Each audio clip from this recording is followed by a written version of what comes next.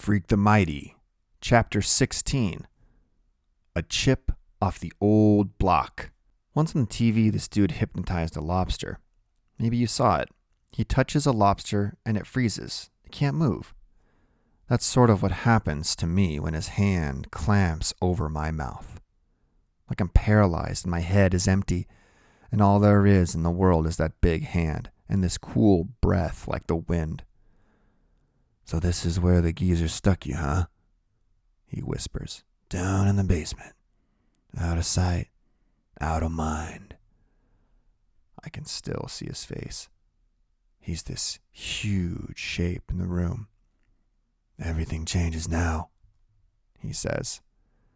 "It's time I got to know my own son, who had his mind poisoned against me." He makes me sit up and shushes me to make sure I won't make any noise. Making noise is the last thing I want to do, because I don't know whether or not Grim ever bought that gun he mentioned, or what might happen to him if he tries to use it. Graham's bad dream about Grim getting shot with his own gun seems pretty real right now, and I don't want to be the one to make it come true. "I know what they told you," he says. "It's all a big lie, you understand. I never killed anybody, and that's the truth, so help me God." But now I'm sitting up on the bed and he's making me put on my clothes, and the weird thing is, none of this is a surprise. Somehow I always knew this would happen, that he would come for me in the night, and I would wake up to find him there filling the room, and that I'd feel empty. I'm so weak, I can hardly put my shoes on. Like when you wake up and your arm is asleep and you can't hardly make it move. That's what I feel like, all over, numb and prickly and as light as a balloon, like my hands might float up in the air if I let them. "This'll be an adventure," he says. "You're going to have the time of your life, boy. Okay? We're leaving. And not a peep out of you." The bulkhead door is open, and you can see the stars. Some people think the stars look close enough to touch, but Freak says the sky is just like a photograph from 1,000,000,000 years ago. It's just some old movie they're showing up there, and lots of those stars have switched off by now. They're already dead, and what we're seeing is the rerun, which makes sense if you think about it. Someday, the rerun will come to an end, and you'll see all the stars start to flick off, like 1,000,000,000 little flames blown out by the wind. "This way," he says. "Quiet as a mouse." There's snow on the ground, not a lot, enough to cover the ground. I can tell how cold the air is, but I can't feel it. Even without a jacket, which I didn't have time to put on, the cold doesn't matter. Nothing does, really, not Grim and Graham or the old stars in the sky or Freak and the fair Gwen. They're all just make-believe, this dream I was having for a long time, and now I'm awake again and he's still filling the room somehow, even though we're outside. The lights are out at Freak's house, and I'm thinking, the stars clicked off. And I don't even know why I'm thinking that. It's like a dead voice in my head or something. We're under a streetlight when he says, "Let me look at you." He's got these big eyebrows that make it hard to see his eyes, and that's fine. I don't want to see them. Looking at those eyes is asking to have a bad dream. My, he says, checking me out. "Will you look at this? It's like I'm looking at an old picture of myself. You really are a chip off the old block, you know that?" I don't say anything, and he reaches out and touches my face real gentle, as if he'd never hurt a fly. "I say, boy, do you know that? Answer me now." "Yes, sir," I say. "Everybody says so." "Christmas Eve," he says.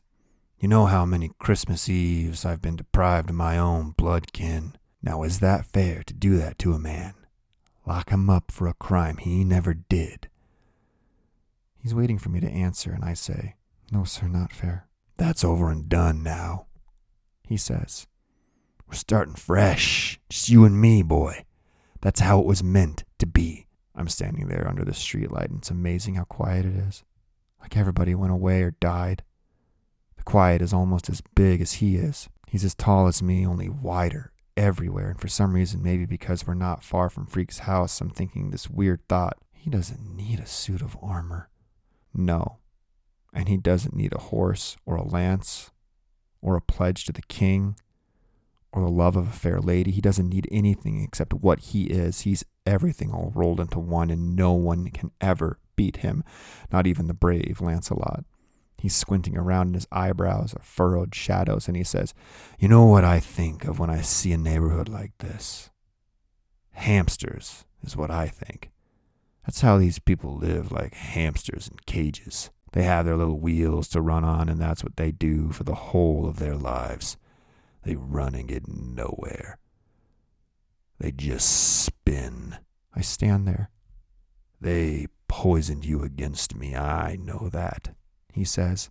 "Give it time, you'll see the truth." He starts walking fast, and I walk with him like my feet already know where to go. We're cutting through the side streets and heading down to the pond, all cold and white and frozen. Tomorrow morning, a bunch of kids will take their new sleds and skates out there and probably lose their new mittens and scarves and get yelled at by their moms and dads. But tonight, the pond is as empty as the moon, as empty as my head. Once a car goes by real slow around the pond, and I've got this strange feeling there's no one at the wheel. He hooks his finger in my shirt collar and makes me duck down until the car goes by. The car passes, and you can't see through the dark windows, and you can hear the snow crunching under the tires, squeaky and frozen. "We're invisible," he says, making me stand up. Now, isn't that a kick in the pants?" My feet already know where we're going.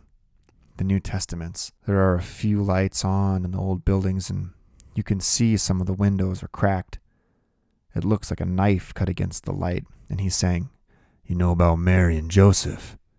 How they sought shelter in Bethlehem, and how the baby Jesus was born in a manger?" I try to nod, and the funny thing is, even though I'm not cold, my teeth are chattering. So it's like the rest of me is freezing, but my head hasn't noticed. "That's what we're doing. Seeking shelter," he says. "Except this isn't exactly a manger we're going to." "No, sir," I say. "It sure isn't." He touches me real soft on the back of the neck and says, "I didn't ask you a question, boy. Rule number 1, don't sass your old man." I make sure my mouth stays shut. We're coming up on the Testaments, and they look almost pretty with the new snow coating the roofs and making the yards clean and white and soft. You can see where an old bike handlebar is coming up through the snow and shapes of other things left out. And even the old car up on blocks looks new, like it might take off into the air without any wheels. I know where we're going, even though he doesn't tell me. The door opens before we get there, and Loretta Lee is standing in the light, and she's saying, "Iggy, come look what the cat dragged in," he says. "Say hello to my boy, Loretta. Ain't he a chip off the old block?"